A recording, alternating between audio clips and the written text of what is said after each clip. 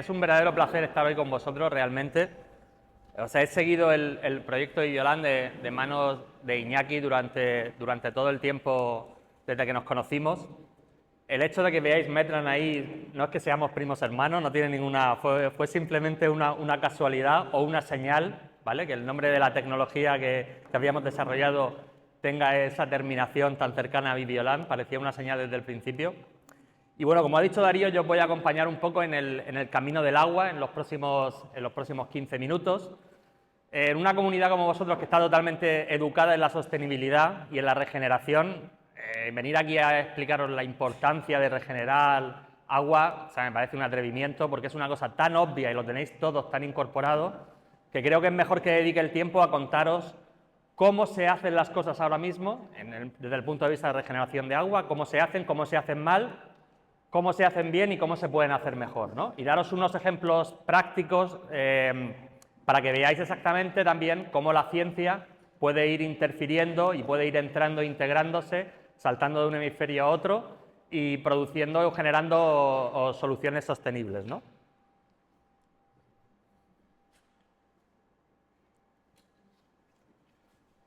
Bueno, este es el reto al que nos enfrentamos un poco, el reto de intentar descontaminar el agua que se genera en las pequeñas poblaciones, como por ejemplo esta en que nos encontramos, ¿no? Y es el problema real ahora mismo que tenemos en toda Europa. Pese a ser uno de los continentes, como podéis imaginar, más desarrollados desde el punto de vista tecnológico y ambiental y más respetuosos, tenemos 48 millones de personas que no tienen ningún tipo de tratamiento de agua residual. Entendiendo por agua residual esa que generamos todos los días, ¿no? en nuestra vida cotidiana.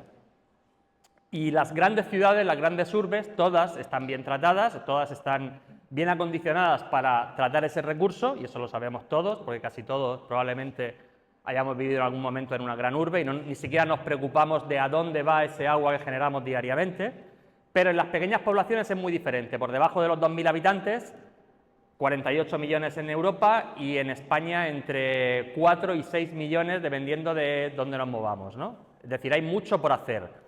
Eso quiere decir que ese agua contaminada va directamente, sin tratar, a los arroyos o al medio ambiente. Sois todos una comunidad muy sostenible, con lo cual me imagino que os tendréis cierta sensación de estar haciendo las cosas bien o al menos de querer hacerlas, y parece que el que contamina, ¿no?, es siempre el mundo industrial, es como el enemigo.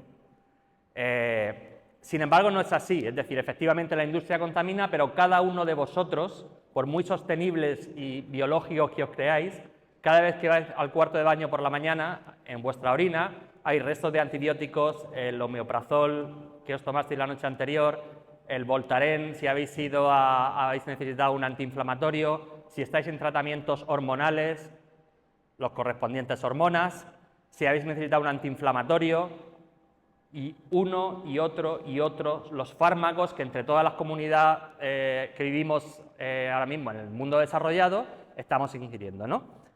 Todos esos fármacos forman parte de nuestro potencial contaminante.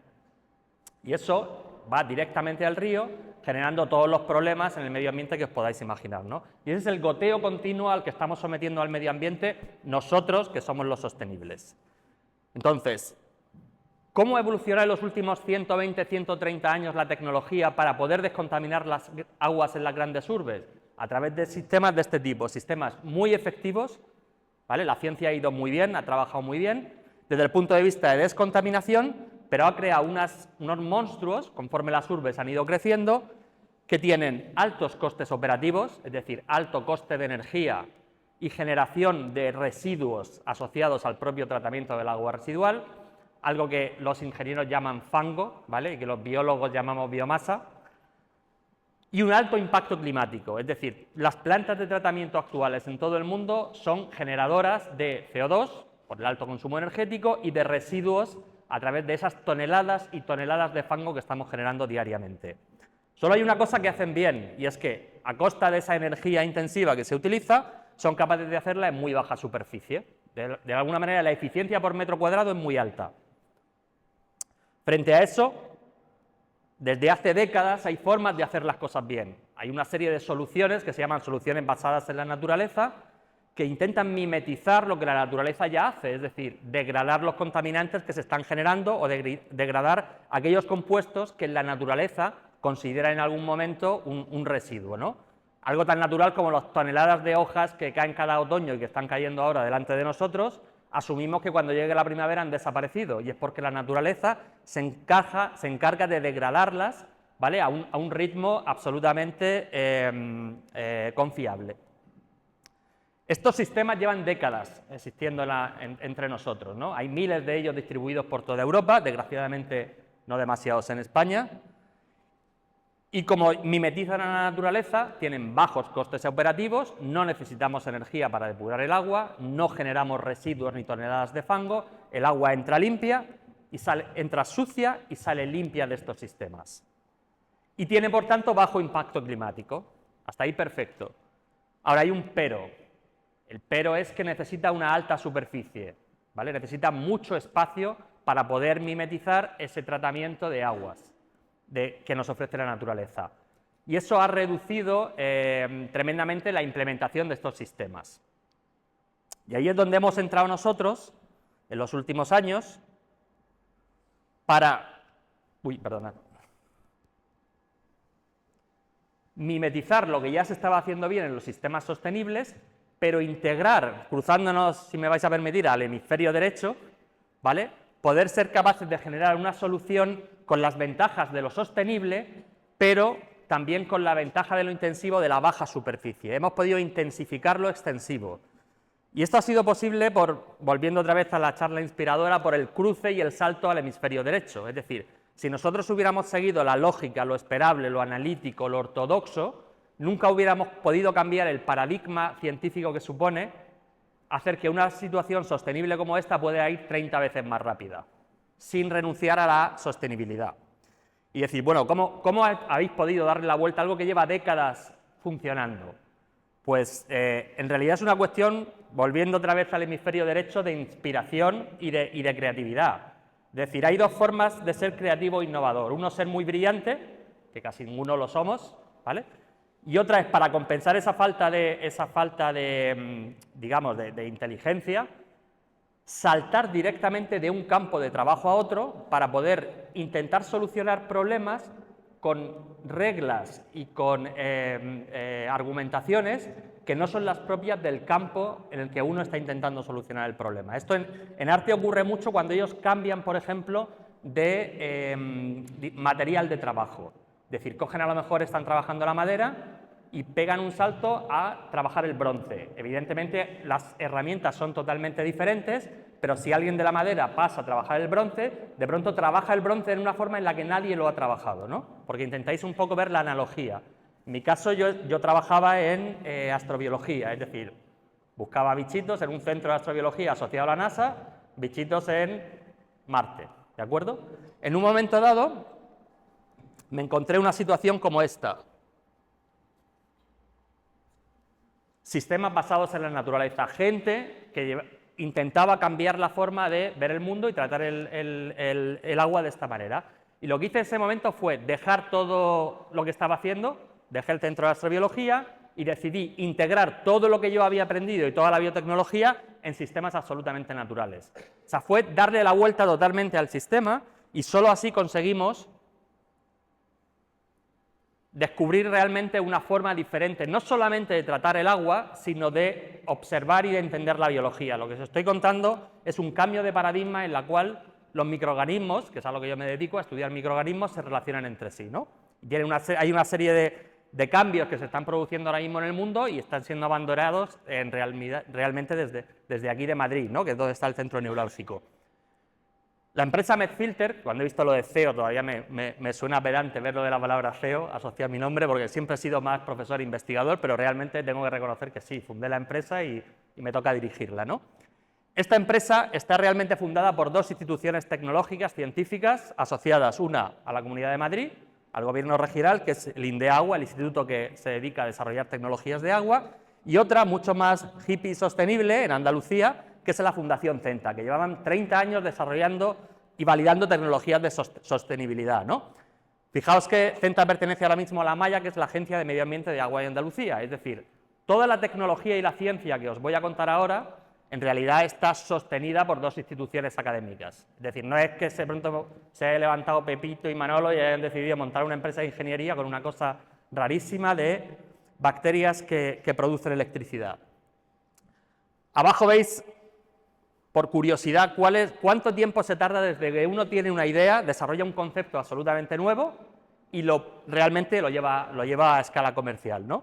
Empezamos hace 14 años. Hace 14 años tuvimos una reunión, una revelación, y a partir de ahí arrancamos, y después de millones de euros de innovación, pagados por todos vosotros como pagadores de impuestos, llegamos a encontrar este tipo de situación, que es también muy Viviolán. Esto que veis son dos microorganismos y uno está pasándole electrones al otro a través de un filamento conductor de la electricidad para ayudarle a sobrevivir y para pasarle y vivir en convivencia, pasándole electricidad. Esa electricidad real, le voy a dar otra vez al vídeo para que lo podáis ver. A ver, ¿vale? Fijaos en la historia. Es muy Viviolán, es muy cooperativo, muy co. Es decir, así, estos no son microorganismos extraños, son microorganismos que realmente estáis pisando en el suelo cada vez que os dais una vuelta por cualquier campo. Son microorganismos que llevan millones de años viviendo en ese co-living, ¿no? Ese reparto de recursos metabólicos a partir de electricidad. Y esto, que es algo absolutamente normal en el mundo, no se ha explotado en los últimos 150 años por los ingenieros que depuraban el agua. Es decir, han cogido los microorganismos, los han llevado al agua residual y los han separado. Digamos que los han, de alguna manera, hecho trabajar de forma antropocéntrica, como a nosotros nos gustaría en un momento dado, ¿no? Le han metido energía, le han metido aire y los tienen de forma poco natural, dando vueltas en una gran balsa, con una plaza de toros, y dando vueltas.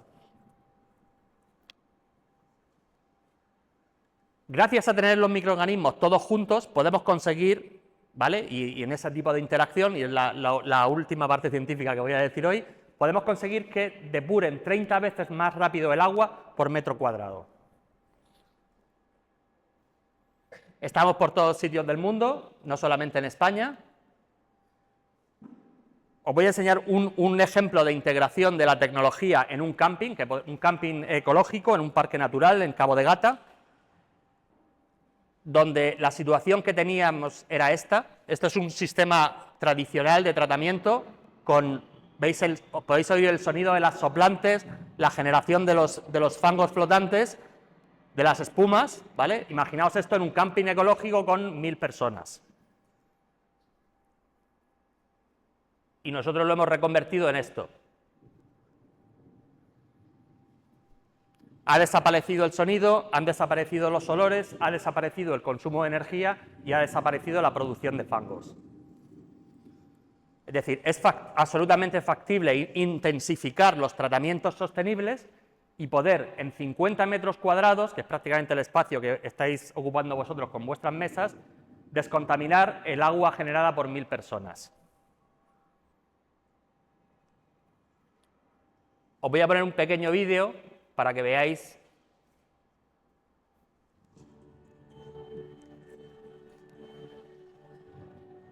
En Cabo de Gata no tienen la suerte de vosotros de tener tantos árboles, ¿vale? Es prácticamente un desierto, pero desde el punto de vista de desertificación tiene un interés de biodiversidad. Este camping ecológico está cerca del mar y decidieron en principio probar una de nuestras soluciones modulares para ver si realmente funcionaba. El primer verano la incorporaron y en el segundo verano ya nos pidieron reconvertir el sistema tradicional en el sistema Metland, ¿no? Entonces, la ventaja que supone es que el que trata el agua no tiene que invertir energía, no genera ningún tipo de residuo, el agua entra sucia y entra limpia, entra sucia y sale limpia, y eliminaron todo tipo de problemas de olores que tenían con los propios habitantes del camping, ¿no? Como este hemos hecho varios en distintos parques naturales en España, en la India, en Dinamarca, en Bélgica, y estamos en ese sentido extendiéndonos. Estos sensores que veis es otra innovación brutal, que es casi ciencia ficción. Como los microorganismos producen corriente eléctrica, podemos monitorizar la velocidad a la que depuran, a la que descontaminan, siguiendo la electricidad que generan. De tal manera que en el teléfono móvil, sin necesidad de hacer ningún tipo de análisis, cualquier vecino de Bibliolán puede saber a qué velocidad están las bacterias descontaminando los propios compuestos que eliminan, ¿no?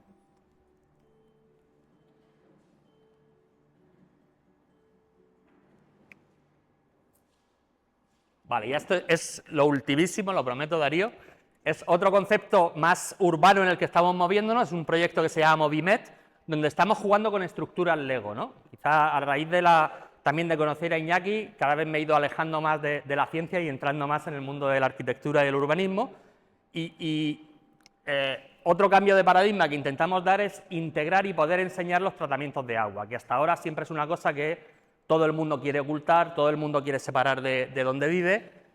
La idea es que el propio tratamiento fertilice, no solamente irrigue, sino fertilice jardines vegetales que van cubriendo las propias estructuras, que puedes jugar con ellas como si fuera un Lego y adecuarlas al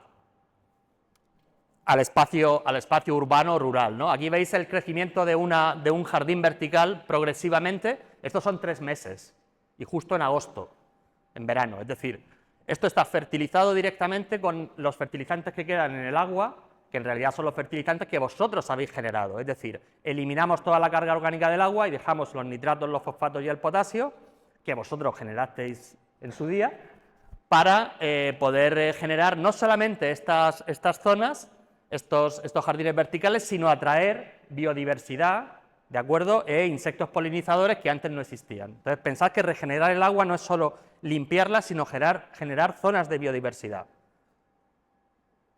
Y con esto ya termino.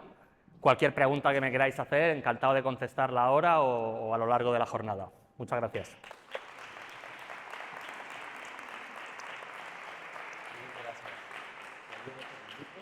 Sí. Gracias.